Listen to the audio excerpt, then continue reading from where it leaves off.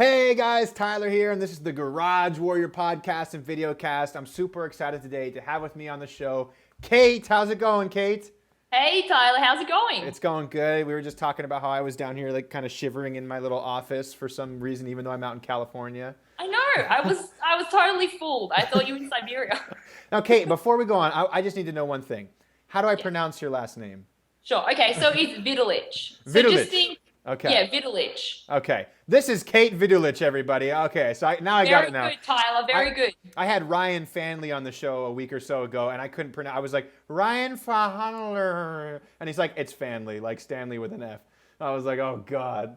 I So, know it's really deceiving his name. yeah, It looks way harder than it is. yeah, I absolutely agree. Okay, well, me and Kate are going to talk today about how to accelerate your workouts. But before we do, Kate, why don't you just give us kind of the 50,000 mile view? Who are you? What's your educational background? What do you help people do? What do you do for a living? Blah blah blah blah blah. I think people will be interested in what you have to offer. Sure. So my name is Kate Vidulich. We've established that. And I grew up back in Australia. So I went to school in Australia and I studied science and sports science and worked for a long time in the hospital setting doing rehab for people. Sure. And, I found that just really wasn't my thing and it wasn't my passion. Just didn't really do it for me. So when I moved over to New York 4 years ago, which is where I live now, I started working as a trainer in the Upper East Side and training, a lot of executives and housewives and women and guys, the whole bunch, the whole spectrum of things. And over that time, when I first started working, I was a bit of a fat ass, to be honhonest with you. Am I allowed to say that on your show? Yeah, you can. I'm explicit good. show. You can sneak an Okay. ass here or there if you need to. I know. I didn't know if I should have it bleeped out. Or no subtitles, right? Yeah. So I was about, I thought I was maybe 10 or 20 pounds overweight, but I was just, the first day of work, my boss put me on the scales and then he did a fitness test and it was disgusting. I was like the fattest I'd ever been in my whole life. Yeah. And he totally kicked my butt. So, that was the moment where I was like, all right, I got to change this or I'm going to make no money and Yeah. I'm going to have to go back to Australia. So Yeah. I did a total body transformation. In 4 months, I lost 41 pounds Wow. altogether. Yeah. But, along the way, there was stupid things I did, like a lot of cardio workouts, which we'll talk about later. But Yeah. Sure. I also made discoveries of like great workouts that, ways to make things happen faster. Yeah. And I tested some of that on my clients and it's just fun, running kind of like experiments all the time. Yeah. And now you're out in New York, right? Are you training Yeah. out there? Yeah. Yeah, we don't wear jackets even in the winter. We got too much energy for that. Yeah. All right. So, Kate, I think the first thing I wanted to kind of dig into, because some people might be able to empathize, I certainly have gone up and down over my lifetime, is what do you think was the shift that made you go from like, hey, I'm fit, I'm a trainer, I'm studying exercise, to like, hey, now I'm 41 pounds overweight? What was like what problems caused that? Because for me, I'll give you a simple example. I just had a baby a few months ago, and I definitely was making less than good food decisions for a little while, and now I'm kind of paying for those repercussions and trying to get back to my normal physique. So what happened that made that change? I think it was just like that one moment where you go out with your friends and you all drink too much. Well, in Australia, we all drink too much if you go out and party. And from that happening, to be honest with you, it was just bad food choices, like being hungover and thinking, oh, well, tomorrow I'll start. Oh man. And then thinking that at the same time, I would just go out for a run. So I'd eat something bad at night and then I'd think, oh, well, I'll run it off tomorrow. And, I would go and run it off. But that run was just not enough. Sure. To counterbalance the destruction. And it was just this vicious cycle. Yeah. But I think sometimes it just continues happening until there's a life-changing moment or there's that aha moment where you're like, holy crap, what happened? And that was that moment you stepped on the scale. Yeah, that was like, oh my God. And I remember I actually lived about 45 blocks away. In New York, a block is about, 20 blocks is a mile.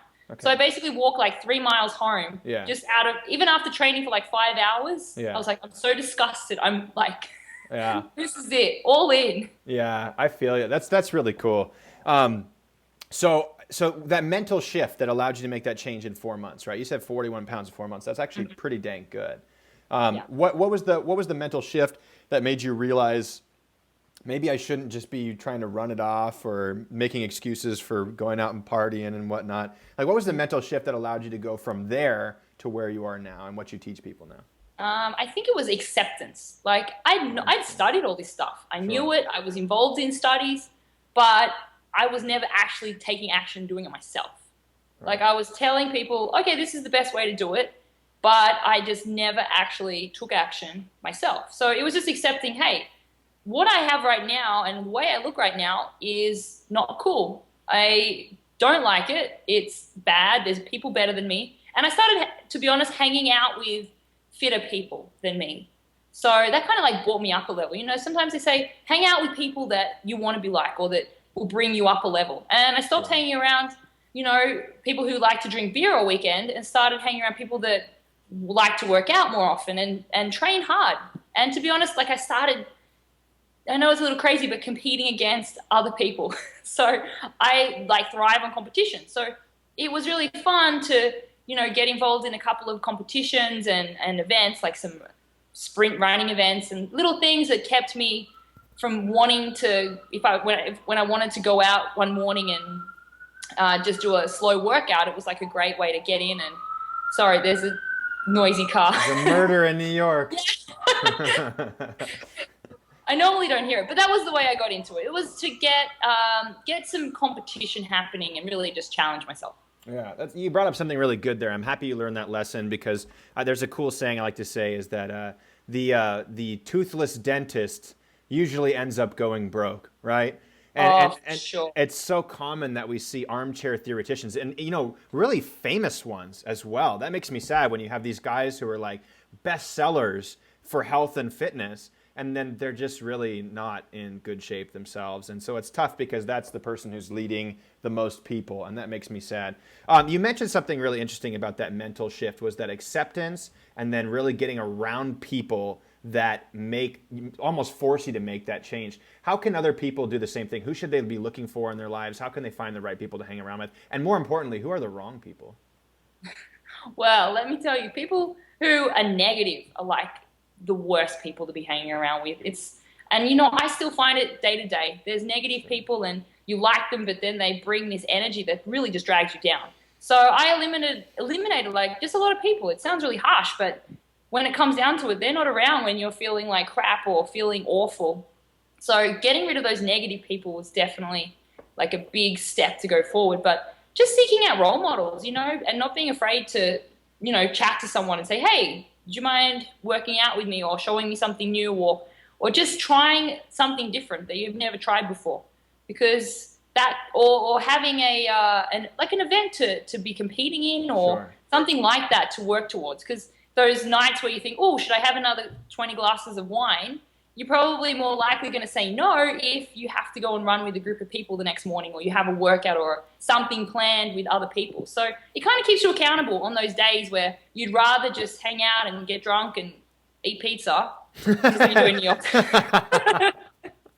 When you're feeling crap and you're like, yeah, I'm at the party, but you pay for it the next day and you learn pretty damn quickly that's not going to work out. And then when you don't do it, you feel damn awesome. You know, Yeah. Tyler?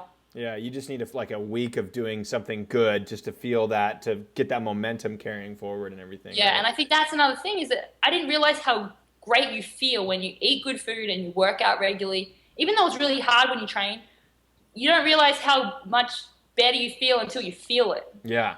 Yeah. Like, I can't imagine how awful I must have felt like every weekend morning when I had a hangover.